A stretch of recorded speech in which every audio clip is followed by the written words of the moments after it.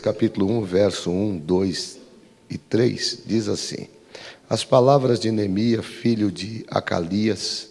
E sucedeu no mês de Quisleu, no ano 20º, estando eu em Susã, a fortaleza, que veio Anani, um de meus irmãos, ele e alguns de Judá, e perguntei-lhes pelos judeus que escaparam e que restaram do cativeiro e acerca de Jerusalém. E disseram-me: os restantes que não foram levados para o cativeiro, lá na província, estão em grande miséria e desprezo, e o muro de Jerusalém fendido e as suas portas queimadas a fogo. Os irmãos podem tomar assento. Queridos irmãos, hoje eu queria conversar um pouquinho com vocês sobre esse texto bíblico, até porque é um culto de ensino. E Deus colocou essa tarde uma palavra no meu coração, atrelada à temática reconstrução. E a reconstrução é algo que se impõe nos dias em que nós estamos vivendo. Nós estamos vivendo um ambiente tão inóspito, tão difícil, que as pessoas estão encontrando muita dificuldade de compreender o propósito de Deus para a sua igreja neste tempo. E é oportuno aqui dizer que o processo de reconstrução, ele é sempre mais difícil e mais doloroso. Uma coisa é você começar um projeto novo. Um projeto novo, ele sempre vem acalentado de muita vontade. Ele vem acompanhado de muita determinação. Pode prestar atenção que tudo que a gente inicia como um projeto que é gestado, que é desejado no nosso coração, quando é colocado em prática, a motivação é outra. A gente trabalha com desejo, a gente busca todos os dias verificar como é que aquilo está acontecendo. E eu sempre digo que este novo é mais ou menos atrelado ao processo gestacional.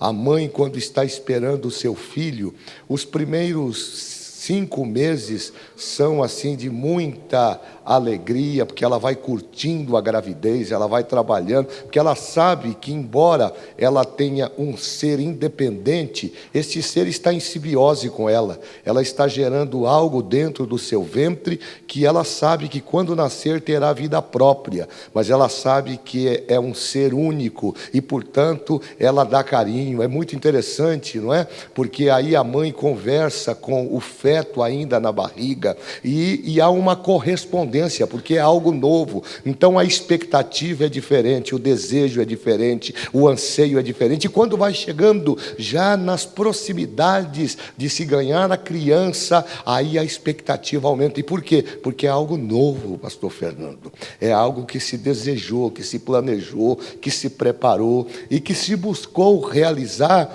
como aquele projeto que começou lá no coração, que começou de uma conversa. Então tudo que é novo, ele sempre será acompanhado de uma motivação e uma disposição específica para que aquilo que está sendo desejado seja de fato alcançado e cumprido.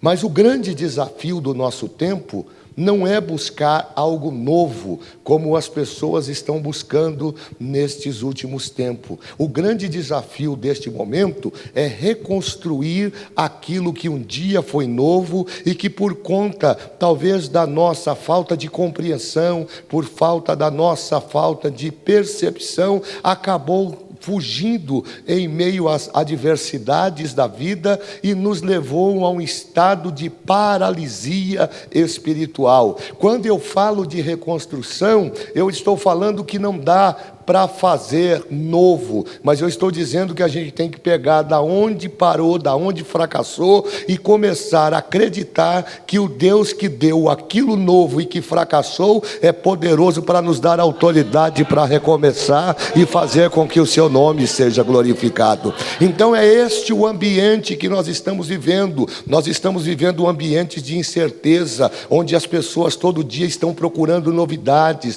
Pastor, mas é errado procurar novidades? novidade. É errado desejar algo novo? Não, não é errado. Mas eu entendo que se nós temos algo que já nos trouxe alegria, eu entendo que se nós temos algo na nossa vida que já nos trouxe satisfação, por que é que nós estamos abandonando? Por que é que nós não podemos ter um sentimento de acreditar que aquilo que nos trouxe alegria em algum momento da nossa existência humana poderá novamente nos fazer felizes, poderá novamente nos colocar no trilho e na visão de crescimento a nível espiritual? Hoje nós precisamos entender que não há nenhuma relação de vitória quando o nosso coração não está preparado para aprender a lidar com as inconstâncias dessa vida. Irmãos, aprendam uma lição prática: nada cai do céu só cai chuva. Se você quer alguma coisa, você tem que batalhar. Se você quer crescer, você tem que lutar.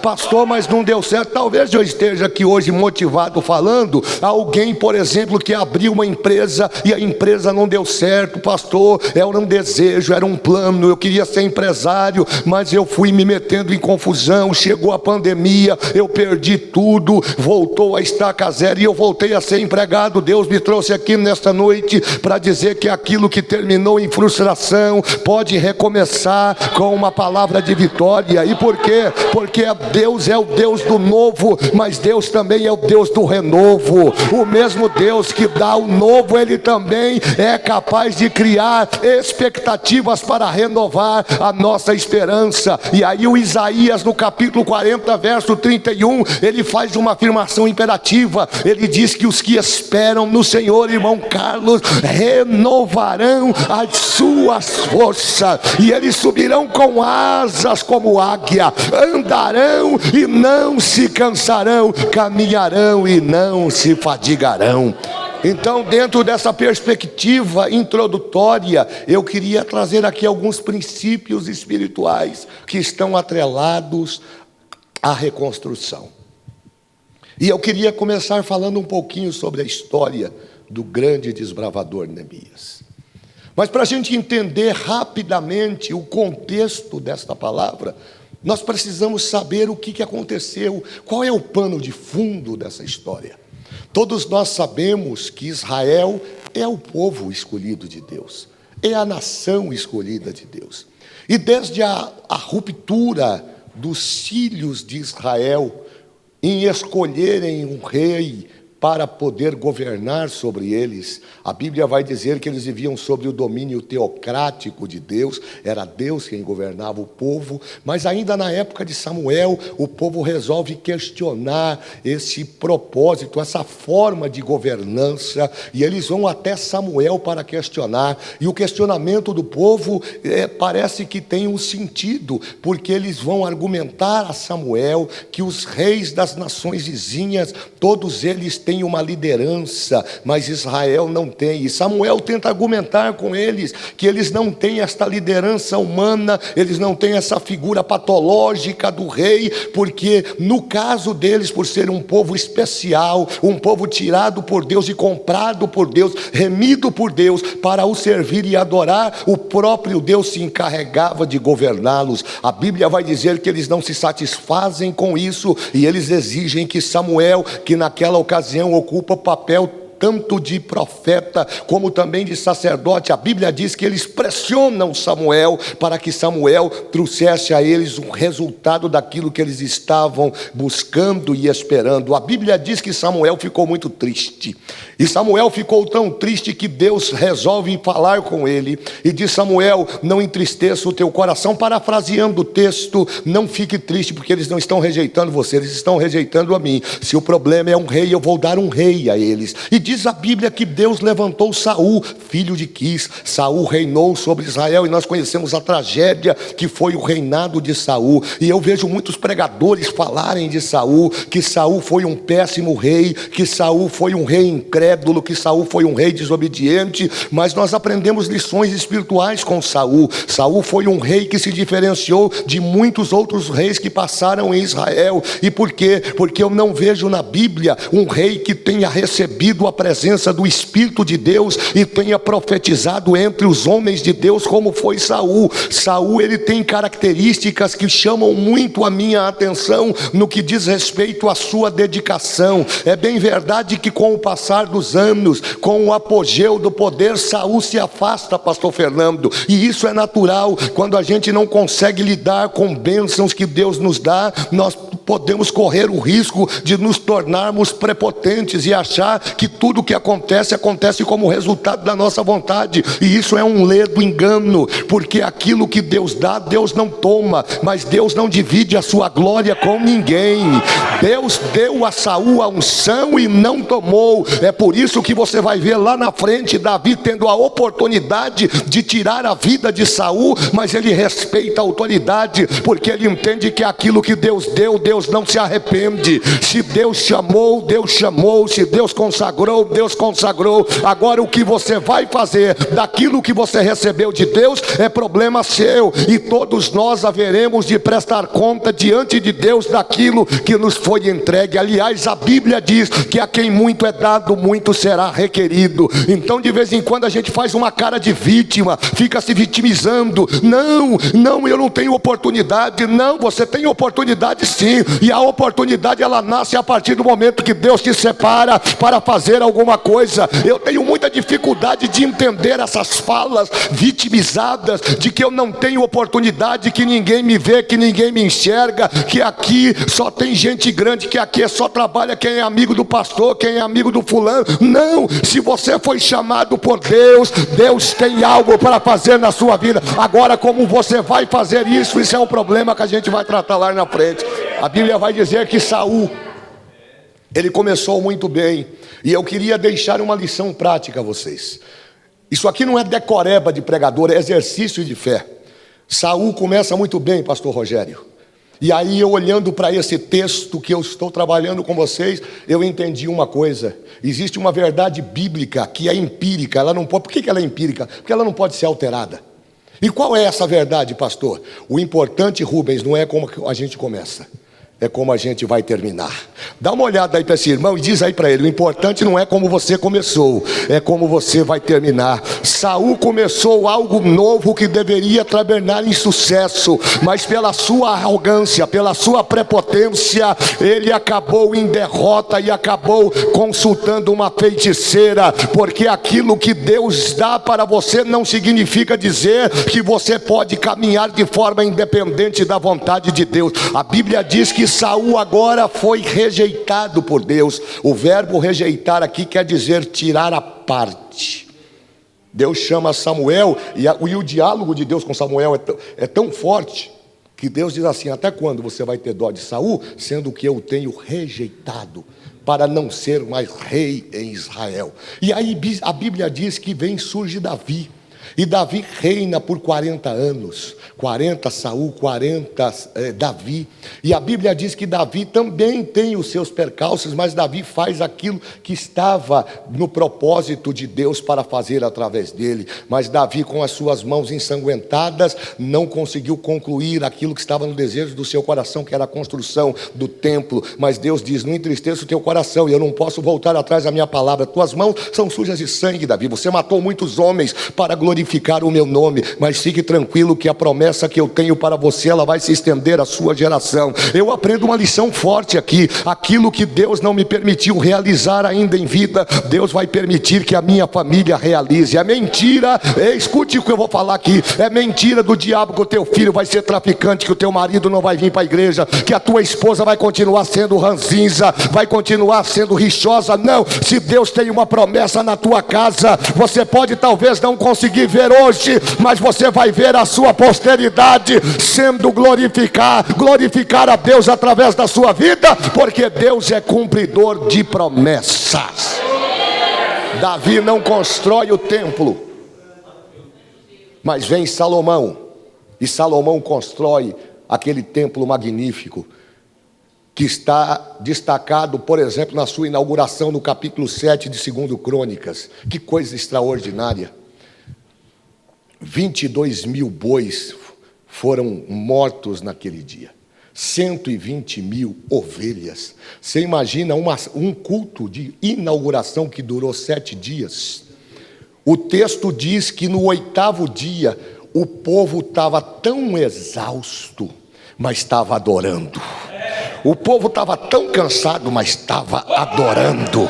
O povo estava tão extasiado, mas estava adorando, que aí Davi então chamou o povo e diz: vai todo mundo para casa glorificando a Deus, porque eu vou subir para orar ao Senhor. E é lá que nasce a oração em que Deus fala com Davi, ou com Salomão: Salomão, eu santifiquei essa casa. Primeiro, estou recebendo o sacrifício, porque Deus gosta de adoração sincera. Segundo, recebi essa casa. Terceiro, escolhi ela para habitar. Eu vou habitar perpetuamente nessa casa. Tudo que for tratado aqui vai ser tratado na glória celestial. E eu vou abrir as portas para receber e para derramar bênçãos da minha parte sobre a vida do povo. Pronto.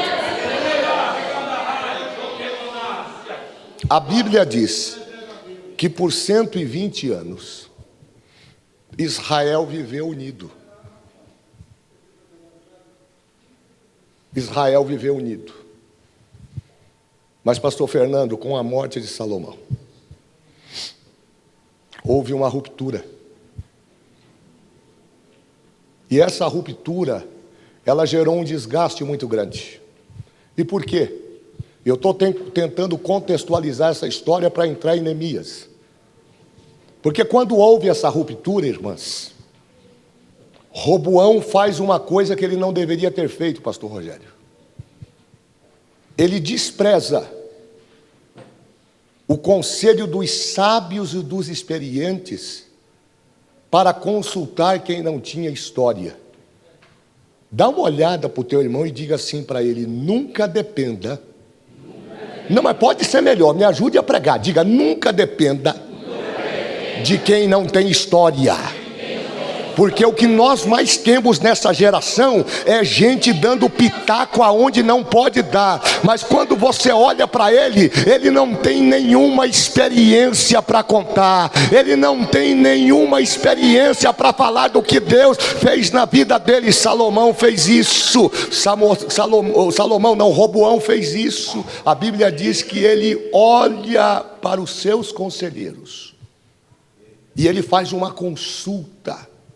E essa consulta ele faz porque ele foi provocado por um homem chamado Jeroboão, que estava exilado no Egito, e que quando toma conhecimento que Salomão havia partido, ele volta para a região de Judá, e lá ele consulta o filho de Salomão, Roboão, acerca dos flagelos que Salomão, no final da sua vida, impôs sobre o povo.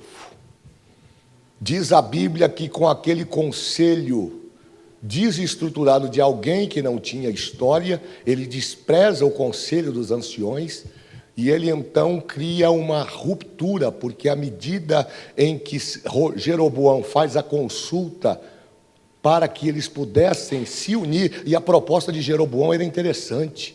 Jeroboão queria naquele momento somar, ele queria fazer crescer. Olha, eu fiquei exilado aí e tal, mas eu tenho liderança entre o povo, e se eu pedir para todo mundo te ajudar, eu estou falando numa linguagem para você entender. Se eu conversar com todo mundo vai trabalhar, nós vamos melhorar, potencializar a economia da nossa nação, nós vamos crescer, nós vamos tornar a ser uma nação respeitada. E por que ele estava falando isso? Porque já no final de vida, Salomão, ele afligiu muito o povo. Salomão se desviou, e todas as vezes que a gente se desvia do propósito de Deus, a gente começa a agir por conta própria. E Salomão começou a agir por conta própria. Ele começou a ser influenciado pelas mulheres que ele havia constituído para casar-se com elas. Ele começou a adorar outros deuses, e como consequência disso, ele começou a afligir a nação. E agora Roboão diz: mas eu preciso tomar conselho. E ele vai tomar conselho com os mais velhos, e os mais velhos dizem: olha, se eu fosse você, eu tirava essa carga que está sobre o povo está passando muita dificuldade,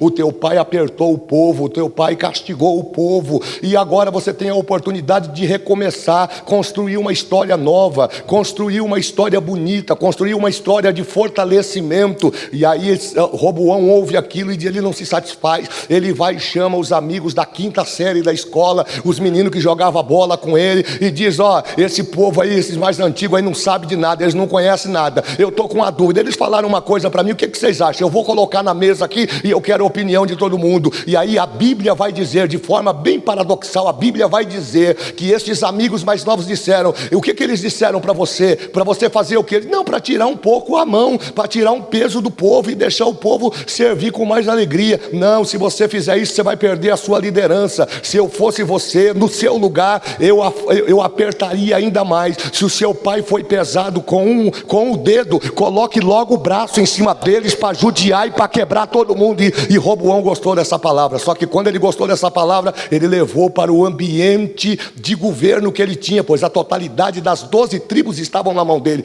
Ele rompe, Jeroboão se levanta e ele leva com ele 10 tribos. Diga comigo, 10 tribos. 10 tribos foram com Jeroboão. Jeroboão falou: nós não precisamos deste governante insensível, nós não precisamos desta liderança capaz de sentir a dor do outro. E Jeroboão, que já estava cansado das mazelas sofridas ainda na época de Salomão, ele induz as pessoas a saírem com ele. E o que é interessante? O interessante é que Deus assinou embaixo. Deus falou para Jeroboão: pode fazer,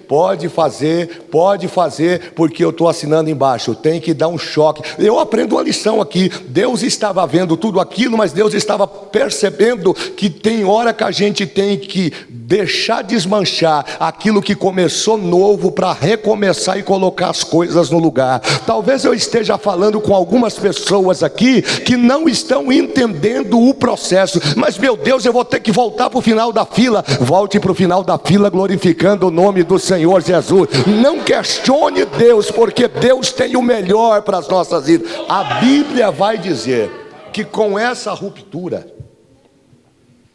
não resta mais nada a Roboão, senão ficar com 2 tribos e na capital de Israel, que aqui era Jerusalém.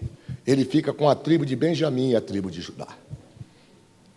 Jeroboão vai embora, vai habitar nas colinas, nos montes, e não é disso que eu quero falar. Lá ele ergue altar, lá ele introduz outros deuses, lá ele abre uma seleção para contratar sacerdote, para contratar pastor e cantor. E ele diz para os pastores: olha, ele diz para o povo: não dá para a gente ir em Jerusalém todo ano adorar, mas eu vou resolver esse problema. Ninguém fica sem culto, porque o nosso problema, o grande problema da gente é esse. Quando a gente não quer enfrentar e reconhecer os nossos erros, a gente fica arrumando desculpa. No caso de Jeroboão, como ele não tinha como descer lá, porque ele estava com medo de Roboão, vai que eu desço e o povo se apaixona e volta a querer voltar para casa, porque tem muito disso, né? Eu vou embora daqui que eu não gosto. Aí vem num culto o Espírito de Deus que continua na casa, vem, toca, não é, Rubinho? Ai, que vontade de voltar. E aí o Jeroboão, com medo, falou: não vou deixar o povo voltar mais para Jerusalém, não. Vai que eles se engraçam lá com o Roboão. Vamos fazer o seguinte, vamos colocar aí, pega a melhor agência de emprego aqui da região e nós vamos colocar um anúncio: contrata-se pastores e levitas e cantores para adorarem o Senhor nessas colinas. Mas não tem espaço geográfico, isso não é problema, vamos construir altar. E aí ele constrói altares e ele traz sacerdotes, ele traz cantores, porque ele quer talvez tirar aquela glória, tirar o propósito da adoração que estava no coração das 10 tribos, para que eles não voltassem para ajudar, para adorar a Deus, porque anualmente o povo deveria descer para Jerusalém, era a expectativa. Imagina, você trabalha 11 meses e meio, e quando vai chegando no final dos 11 meses e meio, você sabe que quando chegar no final do ano, você vai ter que descer em Jerusalém para levar a sua oferta, para se apresentar diante do sacerdote. O povo, embora tivesse ido com Jeroboão, pastor Fernando, eles sentiam essa falta, porque quem já bebeu dessa água não consegue ficar fora.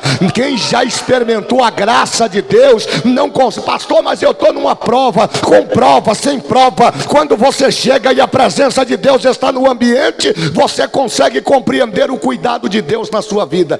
Diz a Bíblia que depois de tudo isso,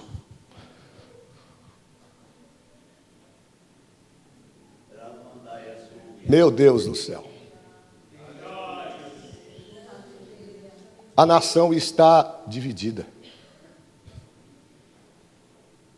Jerusalém está agora ainda com o seu glamour, com os seus muros altos. Roboão está no trono. Mas diz a Bíblia que Nabucodonosor aparece nessa história. A Bíblia vai dizer que em 772, o reino do norte, ele é dissolvido, é apagado do mapa. Mas aparece Nabucodonosor como um trator de esteira. Tudo que ele vê na frente, ele vai levando. E ele coloca os olhos em Jerusalém e diz: aquela cidade vai ser minha. E diz a Bíblia que 3 foram as incursões que Nabucodonosor fez. Na primeira incursão, na primeira invasão, a Bíblia diz que Nabucodonosor invade Jerusalém, e eu vou tipificá-la aqui como a igreja, só para que você tenha compreensão. E quando ele invade Jerusalém, a primeira coisa que ele leva são os sábios da cidade, pastor Marcos. Todos os sábios, é nessa primeira leva que vai Sadraque, Mesaque, Abednego, Daniel vai nessa primeira leva. Nabucodonosor vai no cerne do conhecimento daquela cidade. Por quê? Porque ele entende que um povo que não tem cultura não consegue consolidar a história. Isso aqui é muito forte. Como é que eu oprimo um ajuntamento de pessoas? Eu tiro deles o valor da cultura. Nós completamos agora 113 anos de Assembleia de Deus. O maior movimento pentecostal. E aí a gente fica vendo algumas pessoas que querem entrar pelas portas do fundo, querendo alterar a nossa identidade e querendo nos comparar a outros movimentos. Invasores que entram contando histórias que muitas das vezes nos atraem, pastor Rodrigo, e nos deixam impressionados. Mas como é que eu não vi isso? Como é que eu não percebi isso? Hoje, por exemplo, numa linguagem bem superficial, nós temos o grande desafio das paredes pretas. Será que Deus está no ambiente da parede preta? Será que Deus se manifesta? E aí a gente vai para a rede social, vai para a televisão, e nós vamos vendo todo mundo dando uma opinião, todo mundo falando. Uns dizem que Deus está no culto da parede preta, o outro está dizendo que Deus não está no culto da parede. Mas o fato é que as pessoas estão perdendo a sua identidade. E aí o que Nabucodonosor percebe? Ele percebe que esse povo tem uma história. Por 120 anos essa nação viveu coesa. Eles trabalharam com a mesma visão. Desde Saul até Salomão, toda aquela estrutura, ela não aconteceu do nada. Aquela construção magnífica da cidade de Jerusalém, dos seus muros fortificados, das suas portas enormes, não é resultado simplesmente da vontade de meia dúzia de pessoas, não.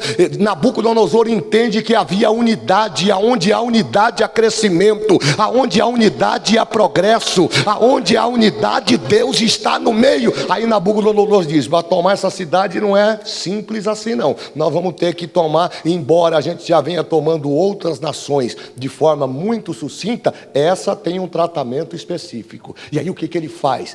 A primeira incursão, ele vai lá e tira os príncipes, ele tira os sábios. E por quê? Porque ele quer tirar a cultura. Ele diz: se o povo não tem cultura, eles vão se perder no meio do caminho. E a cultura aqui está atrelada ao conhecimento. O crente que não conhece Bíblia, o crente que não frequenta escola dominical, ele não tem autoridade para falar nada. Aliás, já diz o nosso sábio pastor Israel Januário da Fonseca, que está entre nós ainda, ele diz assim, que quem não se senta para aprender não tem autoridade de se levantar para ensinar. Mas para você aprender, você precisa ter quem ensine. Nabucodonosor diz: vamos tirar isso deles. Se eles não têm com quem aprender, eles se tornarão suscetíveis a qualquer tipo de religião, a qualquer tipo de falácia, e vai ficar mais fácil da gente dominar. E é tão verdade o que eu estou falando, que quando você vai no capítulo 1 de Daniel, o rei Nabucodonosor orienta orienta Aspernais, o chefe da cozinha, dizendo: está vendo? Estou trazendo o cativo de Jerusalém, essa primeira leva, esse grupo aqui eu quero que trabalhe no palácio, vão morar comigo no palácio. O tratamento para eles é diferente. Vamos tirar aquilo que eles mais gostam, a cultura, vamos colocar eles para aprender a nossa língua, a nossa ciência. Troca a comida também, troca a comida, porque se eles perderem o prazer pela comida que eles recebem lá na terra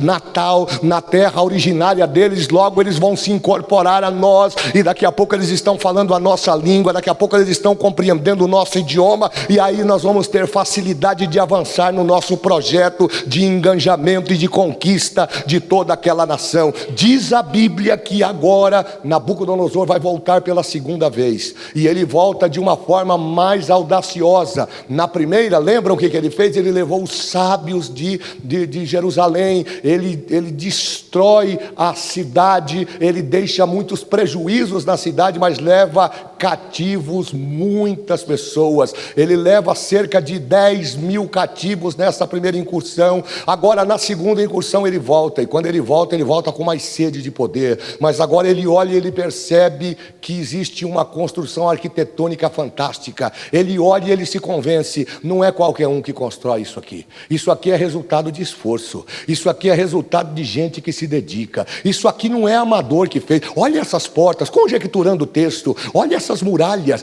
conjecturando o texto, pastor Santana, pastor Fernando. Olha a entrada dessa cidade, olha a arquitetura, olha a engenharia disso. Quero saber quem são os trabalhadores. E aí ele toma conhecimento de quem são, e na segunda incursão ele não quer mais sábio, agora ele quer os trabalhadores, ele quer os ferreiros, ele quer os pedreiros, ele quer os carpinteiros. E a Bíblia diz que ele leva todo esse povo com ele, porque ele diz: eu já roubei a cultura, agora eu vou tirar o estímulo que ele tem, que é a mão de obra. Se não tem cultura e não tem mão de obra, não tem crescimento. A gente fica estático, olhando para cima e achando que vai vir do céu, mas do céu vai vir as bênçãos do Senhor, do céu vai vir a chuva do Senhor, mas da nossa mão vai vir o trabalho positivo para glorificar e bendizer o nome do Senhor. Parece que terminou,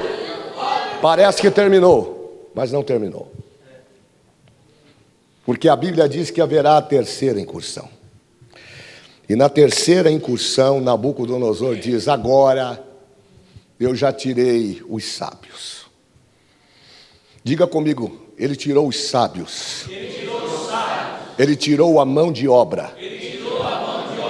O que ele vai fazer agora? Ele vai entrar na cidade pela terceira vez, Adalto. E ele vai chamar um capitão da sua guarda, um homem de confiança, chamado Nebuzaratã. Este capitão, por nome de Zebu-Naratã, ele era um homem muito violento. Nabucodonosor dá a ele uma ordem: você não vai prender sábios, você não vai buscar mão de obra e nem materiais. Eu quero que você entre no templo, porque o templo para este povo é o ambiente da adoração. Veja que Nabucodonosor está entrando, fazendo uma conquista programada e coordenada. Primeiro ele tira a capacidade e cultura deste povo, ele tira a identidade dessas pessoas, quando ele leva os sábios. Depois ele tira a força de trabalho, o trabalho braçal. Mas agora ele vai tocar no cerne do ambiente. Ele diz: mesmo sem cultura, mesmo sem mão de obra, eles vão continuar adorando o Deus deles que eu não conheço. Só tem um jeito de acabar com essa adoração: entra no templo, pega todos os tesouros, pega tudo que é de valor, traz para a Babilônia, e quando você sair, você vai tocar fogo no templo, você vai tocar fogo na cidade, Eu quero que você queime as portas. Eu quero que os muros sejam incendiados e sejam derribados. Eu quero que eles olhem para a magnífica cidade de Jerusalém, cujo salmista escreve no Salmo 125: os que confiam no serão como os montes de Sião, que não se abalam, mas permanecem para sempre. Porque uma das características desse salmo, ele faz alusão justamente à estrutura de Jerusalém, que está cercada por este monte maravilhoso. Nabucodonosor manda uma mensagem, diz: vamos tirar a adoração, vamos tirar o prazer deles de adorar, porque se nós tirarmos o prazer de adorar, eles não vão ter vontade de continuar, eles vão viver em opróbrio, vão viver em miséria, eles vão desistir, e aí nós vamos esquecer. Aqueles que não derem para trazer para cá, deixa morrer lá na miséria. Dessa forma aconteceu.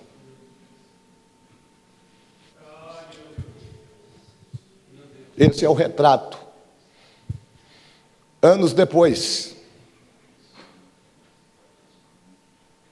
Neemias está na fortaleza de Suzã. E a Bíblia diz que ele é copeiro do rei. A posição de Neemias é uma posição de confiança, pastor Rodrigo. O senhor sabe disso, que o senhor é um grande teólogo. Neemias era responsável por experimentar a comida, por saber se a bebida era de qualidade. Mas num dia qualquer, irmãs, diga comigo, num dia qualquer.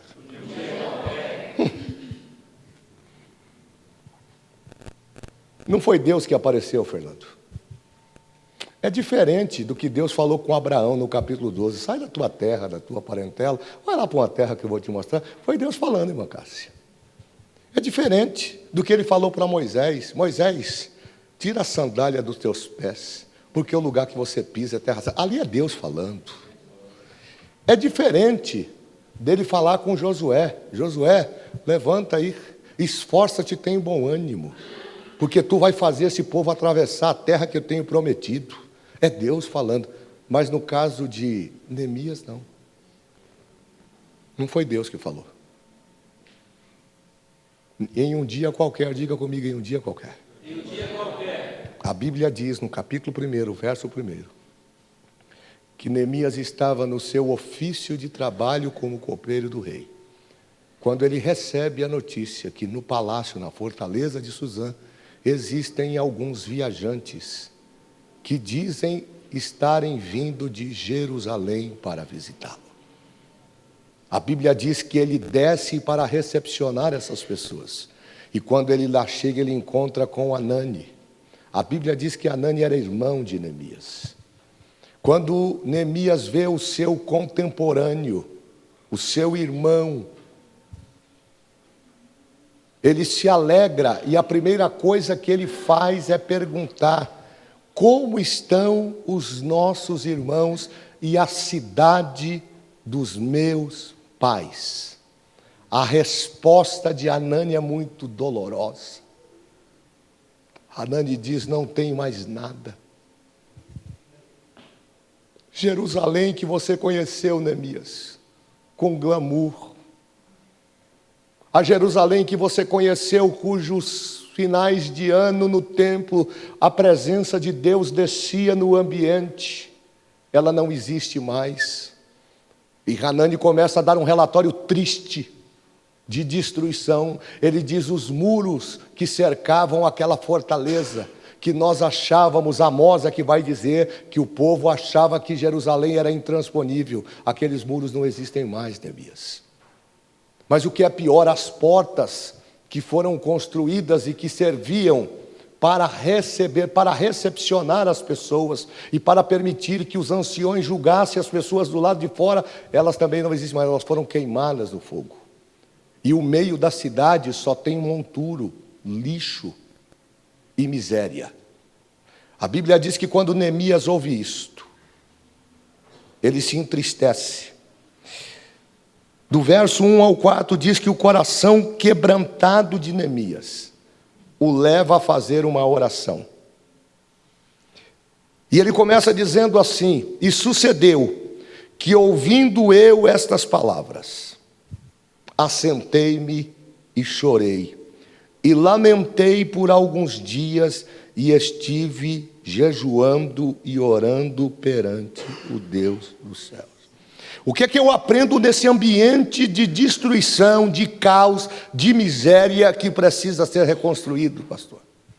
Neemias, embora entendesse que diretamente ele não era responsável por aquilo, indiretamente ele assume para si esta culpa. E ele assume para si essa culpa exteriorizando um sentimento que deve fazer parte do nosso comportamento.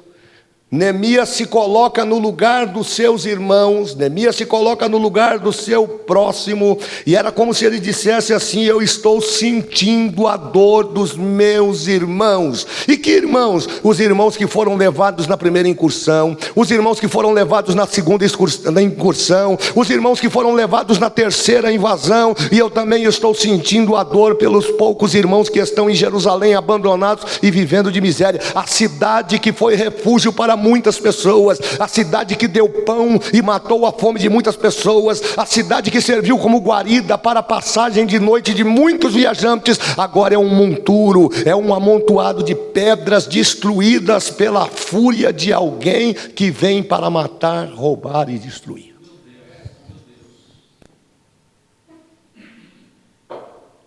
Neemias poderia dizer assim: esses dias eu não sei o que aconteceu lá em casa, e a mãe fez uma queixa para o Calebão. Está com 16 anos, mas o menino é rápido. Ele é rápido. A mãe fez uma queixa, um protesto, eu não sei como é que foi a conversa, e aí eu vi a resposta ao questionamento e a queixa da mãe. Simples: ema, ema, ema. Cada um com seus problemas. E saiu andando e deixou a mãe no vácuo. Quando eu estava lendo esse texto, eu lembrei dessa situação. Porque muitas das vezes a gente se comporta como se comportou o Caleb. Mas Neemias foi diferente, pastor. Neemias diz: não, eu não vou deixar a coisa acabar assim. Essa história não vai terminar. Ei, meu Deus, Deus me trouxe. Meu Deus do céu. Seja a boca de Deus aí agora. Dá uma olhada para esse irmão aí. Diz assim para ele: a história não vai terminar desse jeito. Eu vim aqui para dizer que não vai terminar em tragédia, Rogério. Não vai terminar em está descendo aqui. Não vai terminar em tragédia. Deus vai reconstruir e vai fazer tudo novo. Ao cheiro das águas vai brotar vida, vai brotar esperança, e o nome de Jesus vai ser glorificado. Estou sentindo Deus aqui.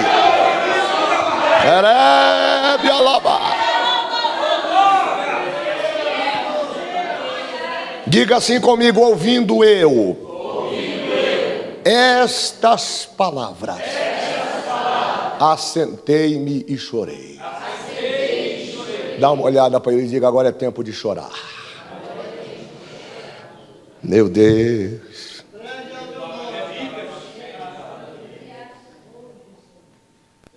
Mas tem coisa que não adianta só a gente ficar chorando, que tem muita gente chorando. Mas chorar resolve? Não. A Bíblia diz que Neemias chorou.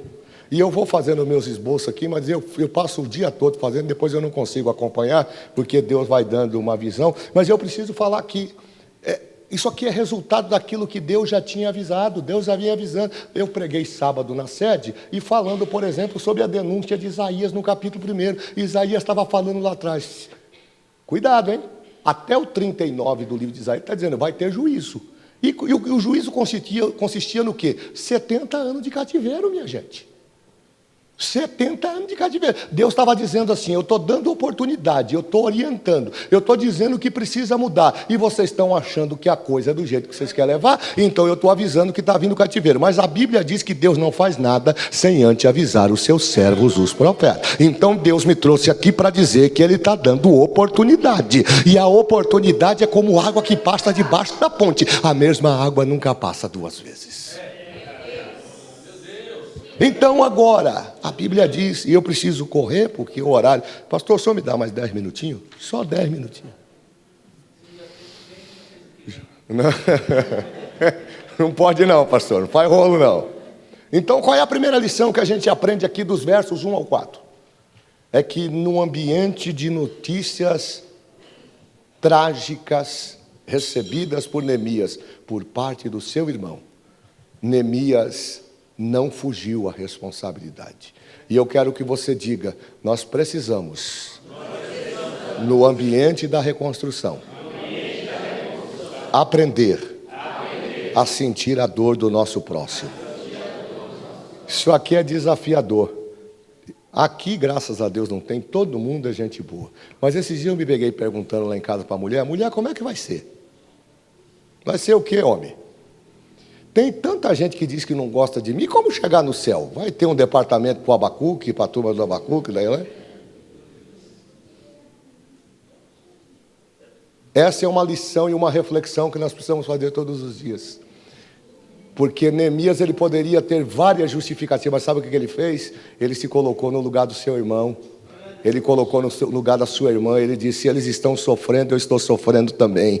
Se eles estão passando, e ele não estava passando fome não, ele era copeiro do rei, mas se eles estão passando fome, eu vou passar fome também. Se eles estão chorando, eu vou chorar também. Se eles estão lamentando, eu vou lamentar também. O que Neemias fez? Neemias assumiu para si a responsabilidade que não era sua, assumiu a dor do seu próximo, e aí ele diz assim, eu preciso fazer a minha parte. Diga, não haverá restauração enquanto eu for omisso e não fizer a minha parte. O problema da omissão é que as coisas não avançam porque a gente não quer. Não, eu não vou colocar a mão nisso porque o pastor disse que sabe o que está fazendo, porque o pastor sabe que eu tenho potencial para fazer, mas ele disse que o fulano pode fazer. Não.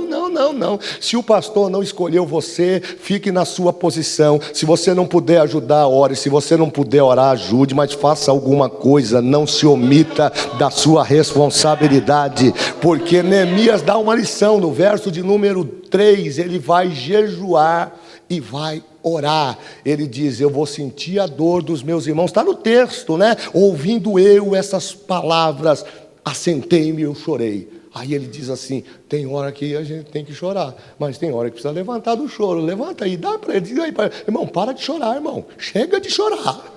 Tem que levantar agora. E aí o Neemias levantou com uma atitude. E qual foi a atitude de Neemias? Vamos dar uma olhada no texto? Qual é a atitude de Neemias? A Neemias, então, ele vai dizer assim, ouvindo eu essas palavras, assentei-me e chorei. Verso 4, e estive jejuando e orando perante o Deus do céu. Ele diz, chorar não vai resolver, lamentar não vai resolver. O que eu vou fazer? Eu vou jejuar e vou orar. O único caminho para a gente começar uma grande reconstrução na nossa vida e em torno de tudo que está à nossa volta é fazendo a nossa parte. Deus não vai fazer aquilo que você pode fazer. Não adianta, preguiçoso, se você fica dormindo até meio-dia, achando que o anjo do concerto vai pegar você pela mão. Vamos lá que eu vou levar você na empresa do Fernando para te dar um emprego. Ô, irmão, se toca, irmão. O anjo tem mais o que fazer. A Bíblia diz que eles são espírito ministrador. Levanta cedo, dá uma penteada no cabelo, se tiver cabelo, se não tiver, como eu e o pastor Santana, passa um creme, passa um perfume, chega lá na porta da agência ou na porta da empresa,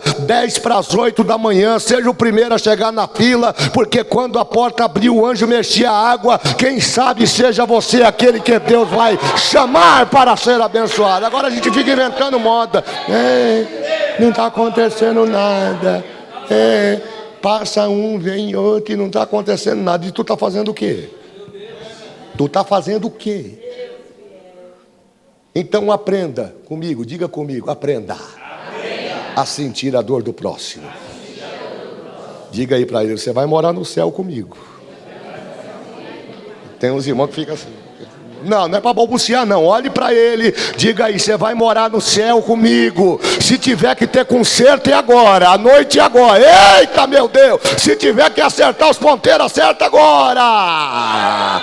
Vai morar no céu comigo, gostando de mim, não gostando de mim, me aceitando, achando que eu sou feio, que eu sou bonito. Quando Jesus vier, aquele que era mais gordo vai ficar mais magro vai ficar mais gordo, vai ficar tudo no mesmo tamanho. E a Bíblia diz que nós seremos seremos arrebatados com Ele nas nuvens e estaremos para sempre com o Senhor. Quantos recebem essa palavra nessa noite?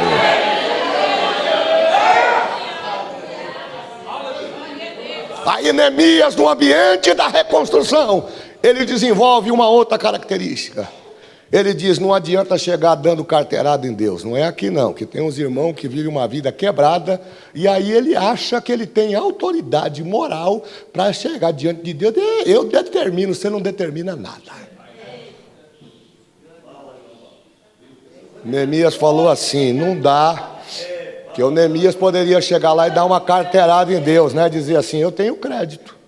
Por que é que o Senhor deixou Nabucodonosor fazer isso? Se não bastasse uma vez, ele entrou lá 3 vezes. Olha o que ele fez agora da última vez. Deixou a cidade em estado de miséria. Ele poderia usar esse argumento na sua oração, mas ele diz: não. Eu preciso assumir a minha responsabilidade. Mesmo sabendo que ele não tinha pecado. Ele começa uma oração humilde. Porque a Bíblia diz que a humildade precede a honra. Não é aqui não, tem um bocado de gente com o nariz muito empinado aí, mas nós não somos nada. Basta que Deus simplesmente mexa os seus dedos e o seu fôlego de vida acabou. Então tem uma mensagem aqui de orientação. Agora não é bíblica, não é espiritual não. Se você tiver que amar, ame hoje. Se tiver que perdoar, perdoe hoje. Se tiver que adorar de verdade, adore hoje, porque você não sabe o que vai acontecer daqui a pouquinho.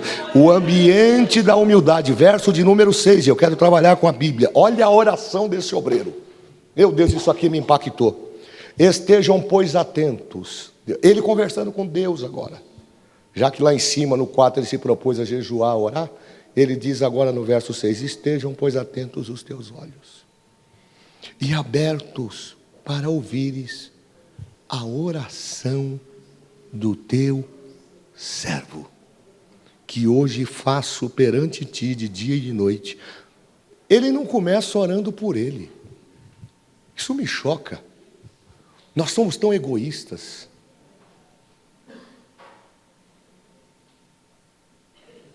Nós somos tão egoístas, tão mesquinhos, que o fato de nós estarmos bem nos dá legitimidade de, na tragédia do nosso irmão, passar pela lateral e dizer: ajuda ele, tem misericórdia. Não era essa a queixa do paralítico lá no tanque de Betesda? Ele tinha no tanque mais tempo do que Jesus tinha de idade. E o problema dele era sempre o mesmo: quando a água é agitada, não tem ninguém que se compadeça de mim. E continua na beira do tanque, então. Mas o Neemias não. O Neemias chamou Deus para uma conversa, numa linguagem coloquial, para vocês entenderem.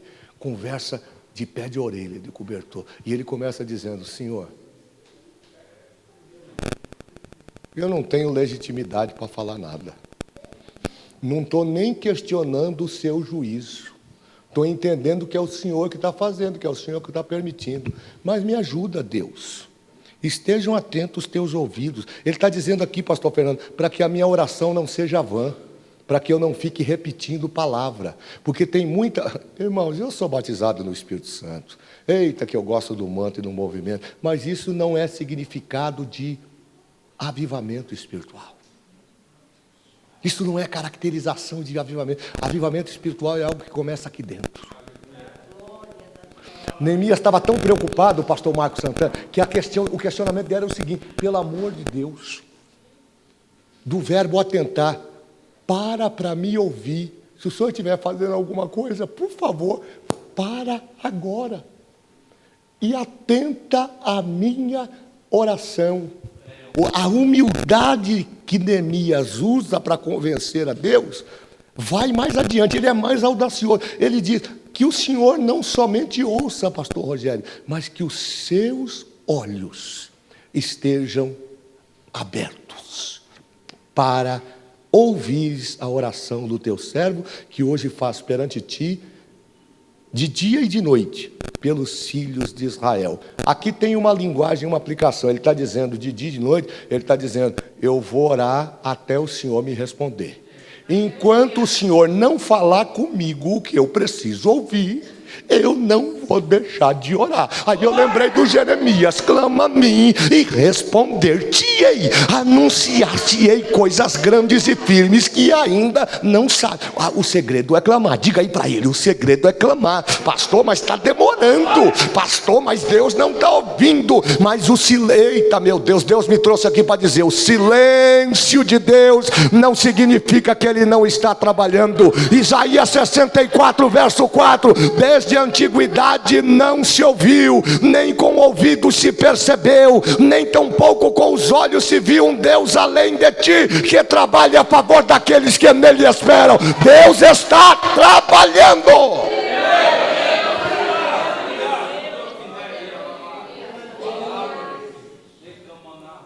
Nesse ambiente de humildade, diga comigo, nesse ambiente de humildade,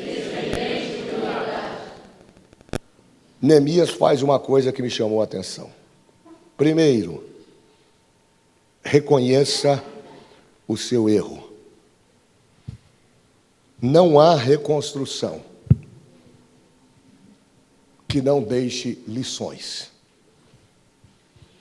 Toda tragédia, ela nos ensina lições. Todos os desafios, todas as decepções nos ensinam lições. Quais são as lições que você está aprendendo com as decepções da vida?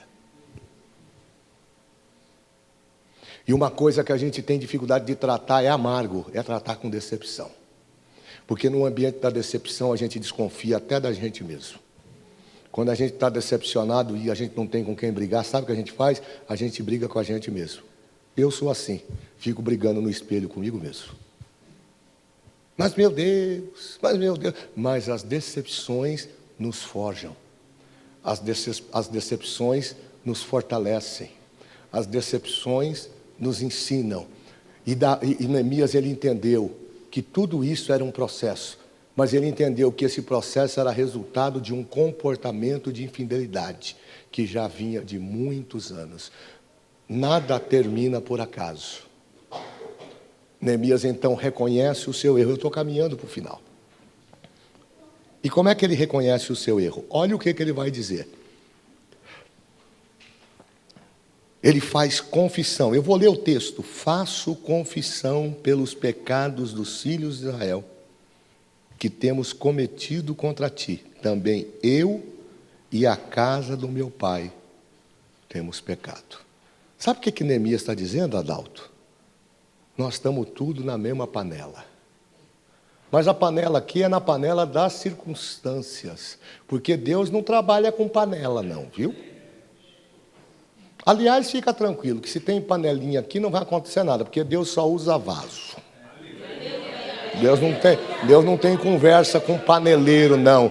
Tem os irmãos da panela, eu me lembro aqui que quando teve um tempo no Brasil, que uma forma de protestar era bater na panela. Deus não gosta dessa bagunça de panela, não. Deus não precisa de panela. Deus quer vaso e Deus usa vaso. Agora diz o saudoso pastor Nerival Acioli que todo vaso vaza.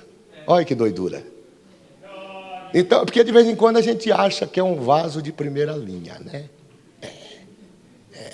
Sou um vasão. E a irmã, eu sou uma vaza. É nada, todo vaso vaza. Então diga aí pro irmão, menos, irmão, Fernando, menos. Ô, Carlão, menos. Adalto, menos. O Neemias falou, não. Confissão. Todo mundo na mesma panela. Mas não foi eu que pequei, porque nós temos o costume de passar a responsabilidade para o outro. Não é? Será que tem alguém aqui assim? Quando Deus chamou o Adão para conversar, rapaz, o que é que você fez? Numa linguagem bem rasa aqui. Que loucura é essa que você fez, rapaz? Eu estou desde a manhã até a tarde atrás de você. Adão, aonde você está? Aí ele aparece com a cara de perol, porque a gente é assim mesmo, né? Quando a gente apronta alguma coisa, normalmente a gente quer aumentar o número de culto, a gente quer aumentar o número de consagração, a gente passa a ler a Bíblia mais, né? É que nem as promessas que a gente faz para a gente mesmo no final do ano. O ano que vem eu vou emagrecer. As irmãs gostam desse negócio, porque já sabe como é que funciona, não é? Não é stand-up não, isso é verdade. Chega lá na frente do espelho, meu Deus, essa blusa não cabe mais, mas o ano que vem, me aguarde o ano que vem. Aí quando chega no dia 1º, come para matar o ano, ele já come de janeiro a dezembro, aí depois dá uma indigestão, passa mal, e aí Deus não está comigo. Neemias falou, não, isso aqui é consequência. Então para consequência tem que ter confissão. Diga para consequência, diga para ele aí, para consequências tem que ter confissão. E o Neemias vai no foco, ele diz, Senhor, eu faço confissão do verbo fazer, eu assumo a minha responsabilidade. É como ele estivesse dizendo assim, não foi eu que pequei diretamente, mas eu estou imbuído, eu estou no meio, porque o ambiente também é meu. Aí eu aprendi uma coisa, o que é que muda o ambiente? Nós estamos vivendo uma inversão, né, do politicamente correto. Agora tudo é relativo. É até bonito esse negócio, né? Não, nada é absoluto. Tudo é relativo. E aí a gente fica no politicamente correto, e dentro do politicamente correto tem uma linguagem, irmãs. Qual que é a linguagem do politicamente correto, Eric? Tem nada a ver. Tem nada a ver.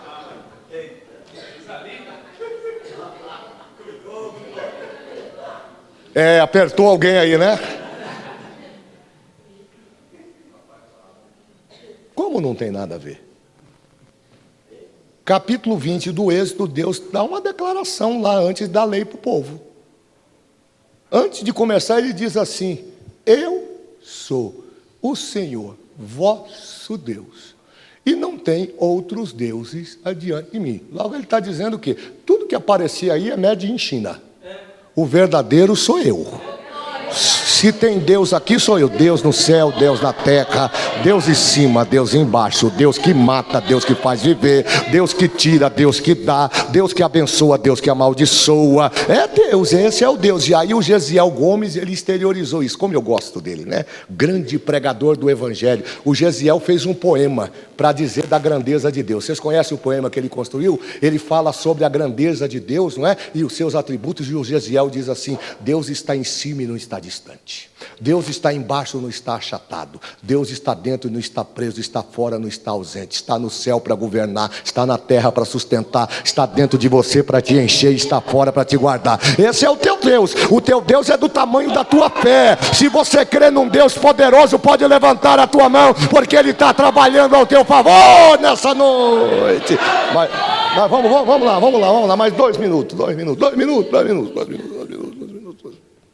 Faço confissão, diga comigo, faço confissão pelos meus pecados, pelos pecados dos filhos de Israel, que temos cometido contra ti, também eu e a casa do meu pai temos pecado. Dá uma olhada para ele e diga aí, não pula fora não, você está no meio. Ué, não sei por que vocês estão olhando para mim com essa cara de abacate. A não ser que tenha aqui aqueles anjos com auréola. Deixa eu dar uma olhada aí se tem anjo e anja aí. Eu não tenho aqui, né? Tem umas igrejas que eu passo de vez em quando aí para pregar, uns anjão assim, sabe? Com as auréolas bonitas. Isso aqui não é para rir, não, é para chorar. Porque não tem anjo, não. Sabe aqueles anjos com um asa com 1,5 metro de envergadura de cada lado? Não, que é isso? Não, irmãos. Está todo mundo no pacote. A confissão era para ele, para os filhos de Israel e para a casa do seu pai. Então nós vamos aprender com isso que a humildade, diga comigo, não é uma ação, é um perfil. Pessoas humildes não dizem que são humildes. Isso é algo natural. Não é forçado. Diga para ele aí: Deus conhece a sinceridade do teu coração. Aí não precisa ficar fazendo aquelas orações sem pé e sem cabeça. Magnífico, magnânimo, poderoso, excelente. Ele já é tudo isso, é atributo dele. Diga: Deus, eu estou aqui porque eu careço de misericórdia. Eu pequei contra ti, mas eu quero recomeçar. Eu quero vida nova. Eu quero algo novo. Alabácia. Era mandorevá.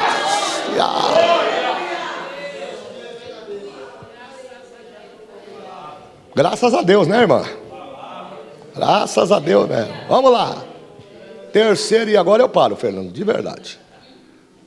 Posso tomar uma aguinha?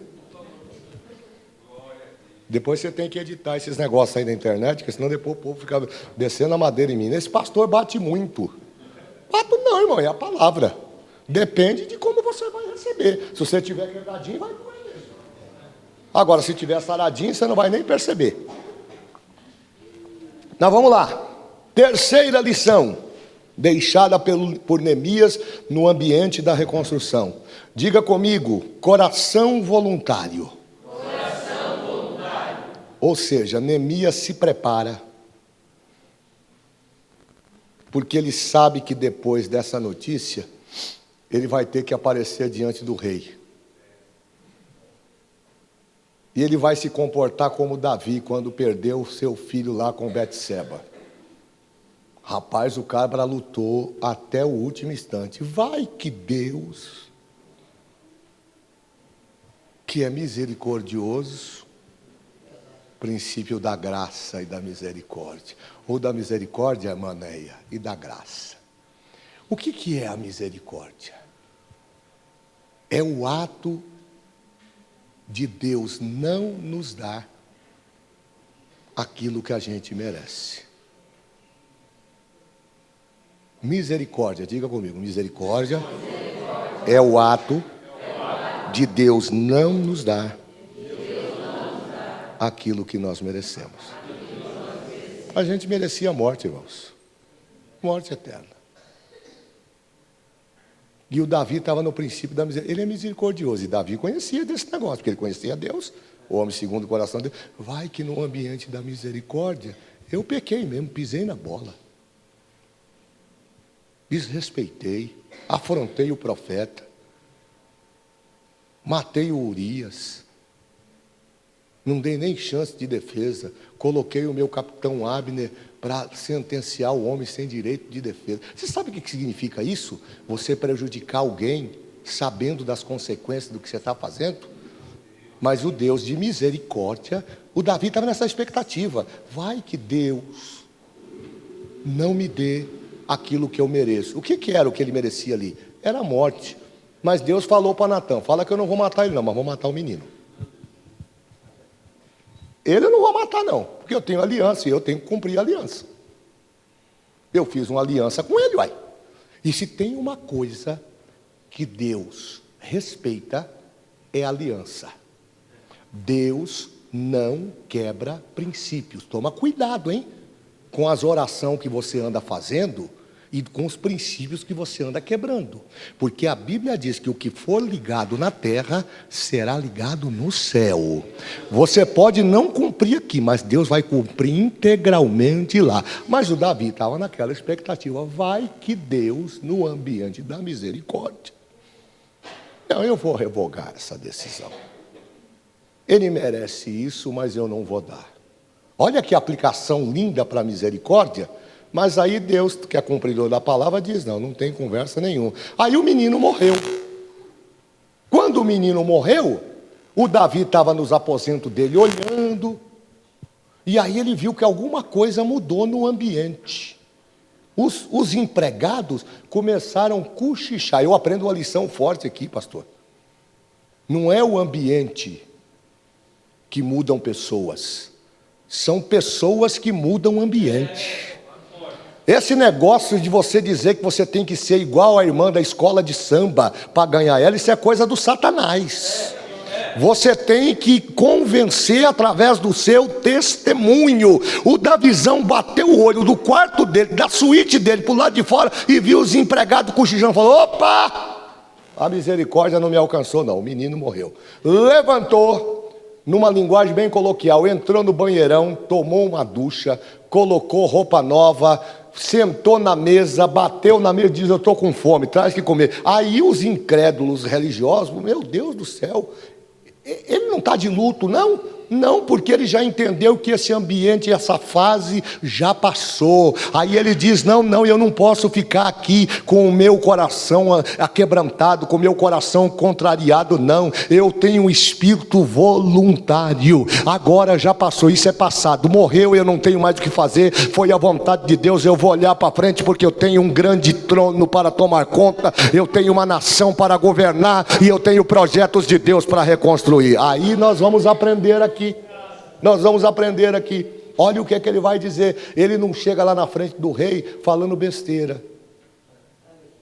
Ele chega na presença do rei, e o rei pergunta para ele, verso de número 3, diz assim, ou melhor, 3, não, é capítulo 2, né, verso 3, capítulo 2, verso 3 ao 5. E disse ao rei: vive, ó rei, para sempre. Olha a estratégia eu vou fechar a Bíblia, porque eu não quero, eu volto aqui um outro ano aqui para terminar isso.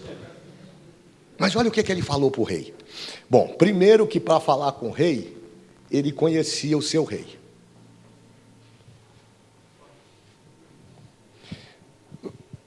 Não vá falar com Deus se você não conhece a Deus. Que você pode cair no engodo de ficar falando sozinho. Aí eu aprendo um princípio, Mateus 6,33 diz: buscai primeiro o reino de Deus e a sua justiça, e as demais coisas serão acrescentadas. Esses dias eu ouvi uma aplicação muito interessante que me chamou a atenção. Não é as coisas que traz o reino, é o reino que traz as coisas. Então busque primeiro o reino e a sua justiça, porque o demais vai ser acrescentado e você vai glorificar o nome de Jesus. Ele foi falar com o rei no capítulo 2, a partir do verso 3, mas ele conhecia o rei, Rodrigo. Mas ele não conhecia só o rei, Fernando. Ele conhecia o rei, ele conhecia a cultura persa. Aqui é que está o segredo desse texto. E o que tem uma coisa a ver com a outra? Tem tudo a ver. Quando ele se apresenta diante do rei, o rei e a rainha estão sentados no trono. O rei bate o olho nele, está no texto, olha, vamos ler o texto para melhorar. E disse ao rei, ou melhor, vamos ler lá o capítulo 2,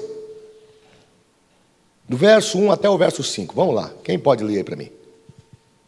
Pode ler aí para mim, quem pode ler? E sucedeu, pois, no mês de Nissan, no ano 20º do rei Artaxerxes, que estava posto vinho diante dele, e eu tomei o vinho e o dei ao rei. Olha só. Porém, nunca antes estivera triste diante dele. E o rei me disse: por que está triste? Segura aí. Olha a estratégia desse obreiro.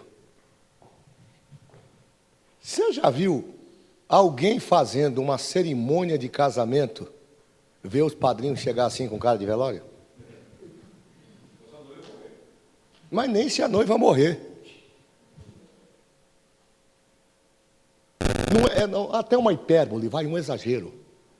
Normalmente quem tem essa função tem que engolir a tristeza, tem que engolir a dor, e numa linguagem bem coloquial, tem que ficar sorrindo. E sabe como é o sorriso? Diga aí para o irmão assim, é 18/24.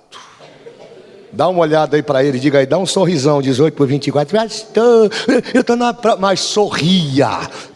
Domingo eu peguei o irmão Adalto, e levanta aí, Adalto, ó, como é que tem que fazer? Porque candidato faz assim, ó, lá, sorrindo, lá, levanta a mãozinha, é assim que tem que fazer. Mas olha a estratégia desse obreiro. E tinha uma penalidade, escute. Neemias conhecia a cultura. Tinha uma penalidade. O copeiro era a única pessoa no ambiente real que não podia estar triste. Porque se ele estivesse triste, ele estava dando duas mensagens. Ou ele estava cansado do trabalho, ou ele estava desrespeitando o rei. Ele sabia que ele tomou a decisão de entrar triste no ambiente, Bancácia. Mas ele entrou triste com convencimento. Ele diz: eu orei. eu jejuei. Quem ora e quem jejua não fica sem resposta. Parece que eu vejo Deus dizendo aqui: eu estou no ambiente da reconstrução. Vai lá e muda a sua fisionomia. Chega lá cabisbaixo, você não vai falar nada. Quem ora não precisa falar. Deus vai na frente. Eu vou falar por você e vou falar na tua boca. Quando Ele perguntar, sou eu que vou responder. Olha aí o que é que aconteceu. Leia aí, Fernando.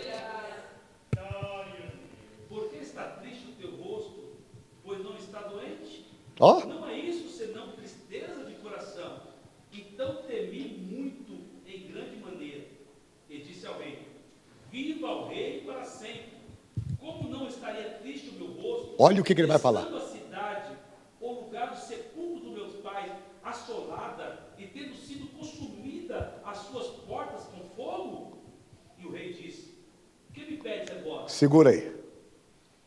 Quando Neemias usa essa declaração, ele sensibiliza o coração do rei. E por quê? Porque na cultura persa, um dos princípios elementares desse sistema monárquico de governo estava atrelado a honrar os antepassados. Um persa que não honrava o seu antepassado falecido, ele na cultura persa era alguém amaldiçoado. Olha a estratégia que Deus deu para Neemias. Não diga que você é bom, não diga que você sabe, não diga que você vai resolver. Só diga que você está triste porque a cidade dos teus pais, a cidade onde você nasceu, foi destruída, as paredes estão todas arrebentadas, as portas queimadas e os sepulcros violados. Quando o Neemias fala isso, o rei perguntou para ele: rapaz, o que falta mais você me dizer? Porque a tragédia está anunciada. Olha a pergunta do rei: o que é que você vai me pedir agora? Leia aí. O rei me disse: o que me pedes agora? Então orei ao Deus dos céus e disse ao rei: se é do teu agrado, eu gosto. Se o teu servo é aceito em tua presença, eu gosto.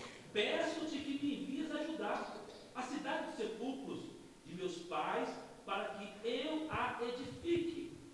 Então o rei me disse, estando a rainha sentada junto a ele: quanto durará a tua viagem? E quando voltarás? E aprove ao rei enviar-me, apontando-lhe eu um certo tempo. Ponto. A rainha ficou preocupada, né? Que ninguém faz o que você faz aqui com excelência. Vai para onde? Vai demorar quanto tempo? Porque quem muda o ambiente, ou quem muda, não é o ambiente que mudam as pessoas, mas as pessoas mudam o ambiente. O Neemias mudou o ambiente do palácio. E aí nós aprendemos uma lição espiritual: Deus não tem pressa, Deus sabe como trabalhar. Percebam que quando o rei perguntou para ele: o que é que você vai me pedir agora? Olha só, em espírito de oração. E agora? No ambiente da reconstrução. Diga comigo: no ambiente da reconstrução. Deus vai colocar as palavras certas, no momento certo, para acompanhar você. Quando você abrir a sua boca, diga aí comigo: quando você abrir a tua boca, aquilo que terminou em tragédia será levantado como bênção. Aquilo que era vácia, estou profetizando de olho aberto. Dá uma olhada aí para ele, segura aí a mão dele agora, porque eu termino aqui. Diga aí para ele: aquilo que provocou tristeza no teu coração será reconstruído com muita alegria. Aramando, rebidácia, aonde houve discórdia, haverá aliança, haverá conserto, diz o Senhor nessa noite.